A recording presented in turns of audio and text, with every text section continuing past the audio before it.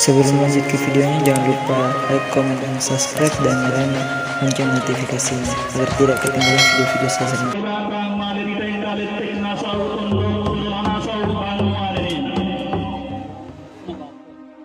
Sana tumangimi nakutallana si dan silelean mi temai anak-anak pagayang musuna.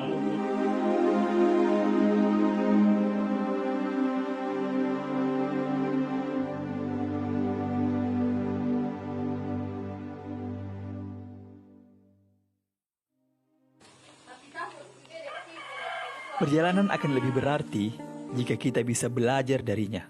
Jika tidak, maka pulanglah. Bagi saya, manusia masih penuh misteri.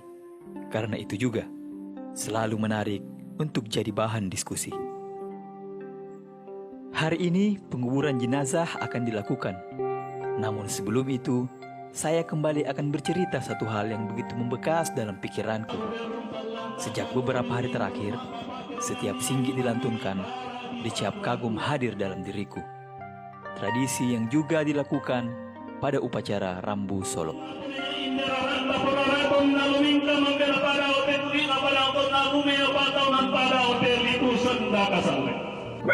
Singgi itu merupakan rangkaian dari bahasa Tinggi Toraja yang sering dilantunkan pada saat acara Rambu Solo atau acara-acara yang biar Rambu Tuga tetapi dalam acara yang pesta-pesta yang tinggi, yang ketinggalannya lebih di atas.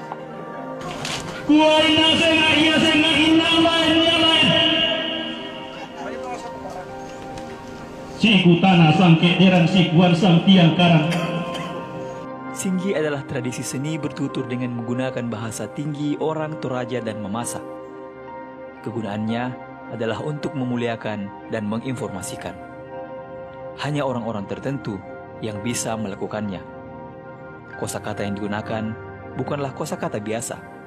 Bahkan, orang Mamasa sendiri perlu menelaah untuk mengetahui arti dari singgi yang dituturkan. Bangan si ulang rarahin si kadendek bulawan tasa. Kerana ia deto ramang kana tawan tanah palang nenek tampero. Bisa ramang kana pamangka salaga tonolan tempanikuan. Singgi tergantung dari suasananya yang dimana kita mak singgi. Karena singgi itu kan ada bermacam-macam. Ada yang Rambu Solo, ada yang Rambu Tuka. Nah, kalau di dalam Rambu Solo, yang sering di singgi itu yang pertama pada saat tamu yang datang, kemudian tamu itu berasal dari mana, kemudian kedudukan dari tamu itu, dan kemudian ada serangkaian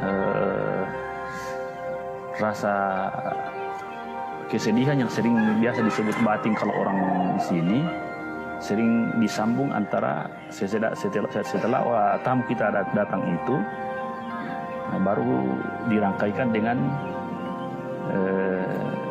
orang mati yang sedang kita pestakan ini, bagaimana kehidupannya pada saat dia masih hidup dan bagaimana ketika dia akan menuju ke alam sana. Yang keluarga Nenek Yasin, saya untang nambating nabarandung Rioki. Dengan nada khas, Bapak Daud Pasau begitu lancar menuturkan singginya, tanpa teks tentunya. Bahasa singgi ini lahir begitu saja, saat itu juga, dan di tempat itu juga, sesuai dengan kondisi yang akan disinggi. Dahulu kala, pada kepercayaan lama, peran ini dilakukan oleh Tomak Kada, seperti pemimpin ritual pada kepercayaan Aluk Todolo. Kakek Bapak Daud Pasau sendiri adalah Tomak Kada terakhir di wilayah ini. Setelah itu, tak ada lagi. Mula minna rokok dan kuda tuan tak kuanak karaengan nami saki anak datuan perasaan karaengan. Jadi kadang juga orang awam tidak mengerti kalau kadang yang orang-orang biasa tidak mengerti apa itu yang sering dilantunkan oleh Tomak Kada. Ya kadang juga mengerti, tetapi mereka tidak bisa mengeluarkan bahasa-bahasa tersebut. Kalau mulai bagaimana, mungkin ya karena bapak dulu, nenek dulu seorang tomak kada, ya biasanya dulu itu kalau pemangku adat dia secara turun-temurun. Tapi karena sekarang kita sudah Kristen, jadi karena tomak kada itu identik dengan Aluk Todolo. Jadi tomak kada itu merupakan pemangku adat pada kepercayaan Aluk Todolo. Tetapi karena ini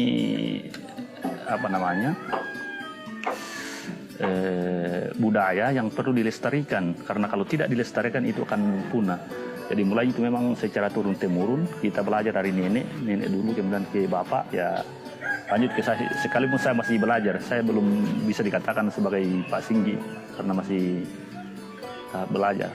Lumbating na balandong rio-rio lako indo takamali lakone takamoyay. Kesulitan yang paling kalau kita kehabisan kata-kata, karena tidak sembarang kata-kata itu bisa digunakan.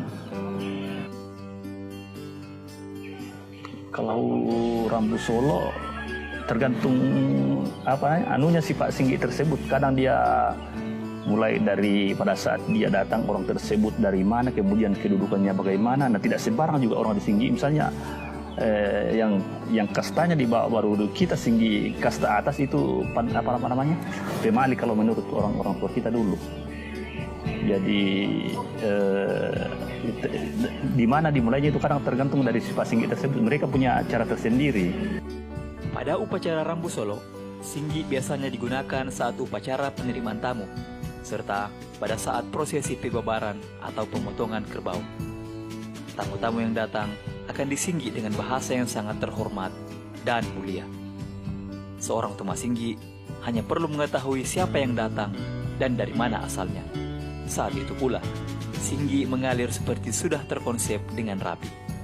Orang yang melakukan ini tentu dengan pengetahuan dan kemampuan khusus. Itu yang disinggi pada saat memotong kerbau itu, yang kan ada dibikinkan semacam tempat yang kadang disebut ini bahasa payamalun atau balakayan. Nah, itu di tempat, kalau dulu itu tempat itu ditempati oleh tomakada, pemangku adat. Sebelum kerbau itu dipotong, mereka semua bagian-bagian kerbau tersebut disinggi. Kemudian sesudah itu ada yang yang ditunjuk untuk memulai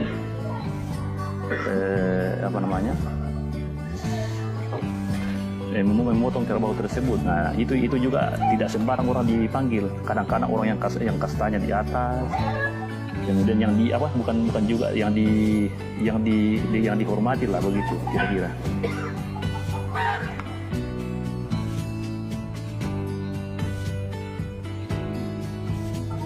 Ya, kalau mau bertahan memang harus anak-anak muda yang sekarang seharusnya mereka belajar bagaimana itu memulai singginya, bagaimana mengerti kata-katanya, karena biar kita hafal, tetapi kalau kita tidak mengerti dari singgi tersebut agak susah diutarakan.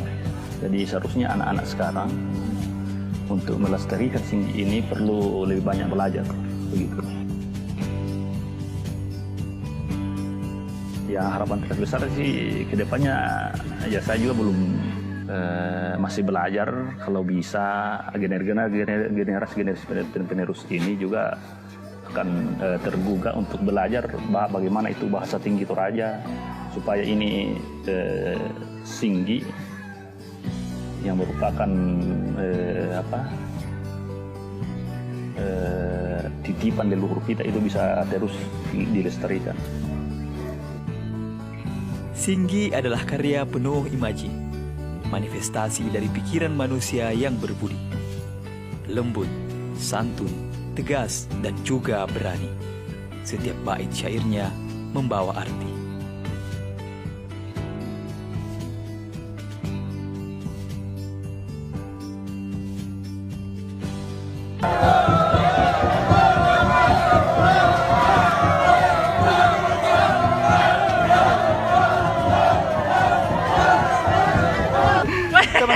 ini harus yang main lumpur, nah, karena ini budaya mereka.